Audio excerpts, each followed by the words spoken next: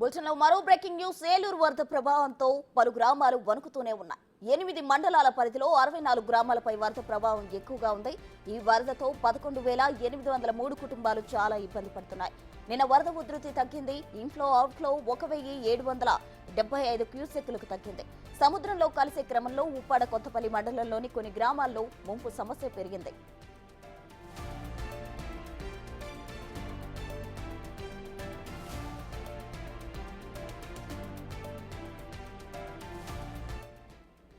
పాత ఇసుకపల్లి, కొత్త ఇసుకపల్లి, రమణక్కపేట, నాగులపల్లి, కొండవరం, ఎండపల్లి తీర ప్రాంత గ్రామాల్లో ముంపుతో కొట్టుమిట్టాడుతున్నాయి.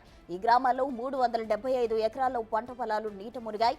ఎగువ రాష్ట్రాల్లో వర్షాల వల్ల ఇక్కడ సమస్య మరింత జటిలంగా ఉందని అధికారులు అంటున్నారు. ఎగువన వర్షాలు తగ్గితే 3 రోజుల్లో పరిస్థితి సెట్ చేయొచ్చని అధికారులు చెబుతున్నారు.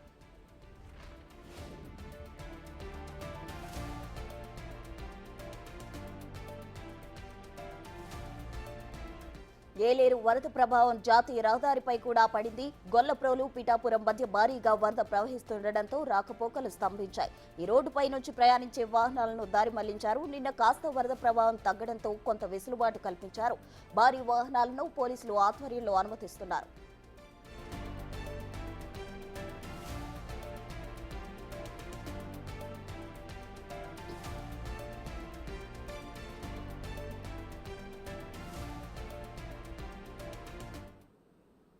ఏలేరు వరద ప్రభావంతో పలు గ్రామాలు వణుకుతూనే ఉన్నాయి. దీనికి సంబంధించి తాజా సమాచారం మా ప్రతినిధి శివశంకర్ ఫోన్ లైన్ లో అందిస్తారు. శివశంకర్, చెప్పండి. అయితే ఇప్పుడు ప్రజెంట్ అక్కడ వరద ప్రభావం ఎక్కువగా ఉంది. కొత్తపల్లి గ్రామంలో కూడా వరద ప్రవాహిస్తూ ఉంది. కొన్ని రహదారులకు కూడా ట్రాఫిక్ కూడా స్తంభించిన పరిస్థితి మనం చూస్తున్నాం. అయితే దీనికి సంబంధించి అధికారులు ఎటువంటి చర్యలు తీసుకుంటున్నారు?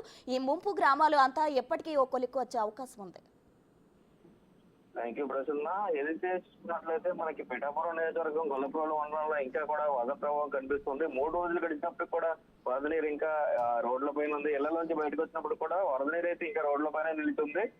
ఈ నేపథ్యంలో చూసుకున్నట్లయితే మనకి ఏదైతే కొత్తపల్లి కావచ్చు, ఈ నేపథ్యంలోనే గొల్లప్రోలు కావచ్చు, పిఠాపురం కావచ్చు, ఇవన్నీ కూడా లోతట్టు ప్రాంతాల్లో ఇంకా వరద నీరు అట్లాగే ఉంది, ఇంకా కనిపిస్తూనే ఉంది. అయితే ఏదైతే రహదారి జాతీయ రహదారికి కొంత తెరపి ఈ రోజు ఉదయం కొంత తెరపించినప్పటికీ అధికారులు ఈ రోజు అయితే ఎలా చేస్తున్నారు, నిన్నటి వరకు కూడా పూర్తిగా వరద నీటితోటే నిండిపోయి ఉంది జాతీయ రహదారి అంతా కూడా.